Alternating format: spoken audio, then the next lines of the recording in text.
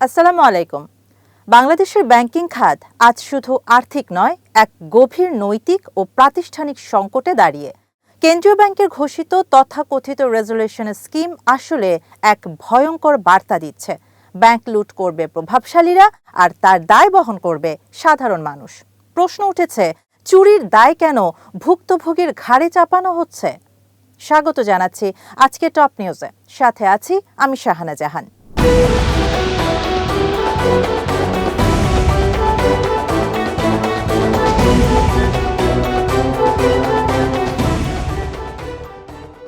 গত বুধবার বাংলাদেশ ব্যাংক ৫টি সংকটাপন্ন শরিয়া ভিত্তিক ব্যাংকের কাছে চিঠি পাঠায়। চিঠিতে বলা হয়, ব্যাংকগুলোর স্থিতিশীলতা নিশ্চিত এবং একীভূতকরণ প্রক্রিয়া বাস্তবায়নের অংশ হিসেবে ২০২৪ ও ২০২৫ সালের জন্য আমানতের মুনাফায় হেয়ারকাট আরোপ করা হবে।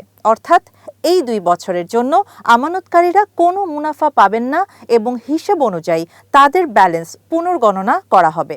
অর্থাৎ সাধারণ মানুষ যারা ব্যাংকে আস্থা রেখেছেন, তাদের অর্থের বড় অংশ স্বেচ্ছায় হারাতে হবে। এটি কোনো সংস্কার নয়, বরং রাষ্ট্রীয় অনুমোদন আমানত লুণ্ঠনের বৈধতা।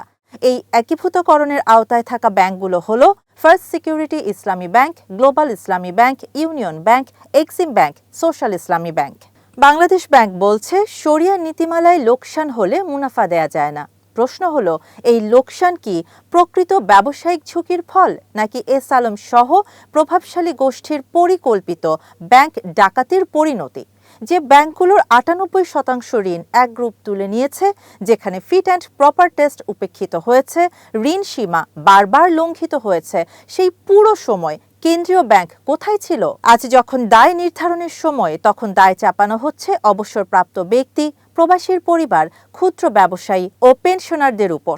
২ বছরের মুনাফা বাতিল মানে শুধু আয় বন্ধ নয়, এটি চুক্তিভঙ্গ, এটি জীবিকা ধ্বংস। হাজার হাজার কোটি টাকা যাদের হাতে গেছে, তাদের সম্পদ বিক্রি করে কেন ব্যাংকের ঘাটতি পূরণ করা হলো না?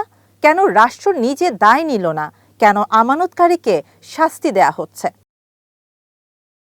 এই সিদ্ধান্ত ভবিষ্যতের জন্য ভয়াবহ নজির তৈরি করছে। আজ ইসলামী ব্যাংক, কাল যে কোনো ব্যাংক। বার্তা স্পষ্ট, লুট করো, দায় নেবে জনগণ। ব্যাংকিং ব্যবস্থা আস্থার উপর দাঁড়িয়ে। এই সিদ্ধান্ত সেই আস্থার বুকে ছুরি বসিয়েছে। এটি কোনো রেজুলেশন নয়, এটি ব্যাংকিং খাতে আস্থাহীনতার ঘোষণাপত্র।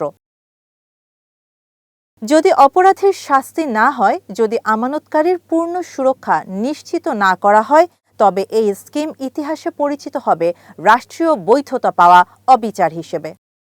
শাহানা জাহান, নয়াদিগন্ত।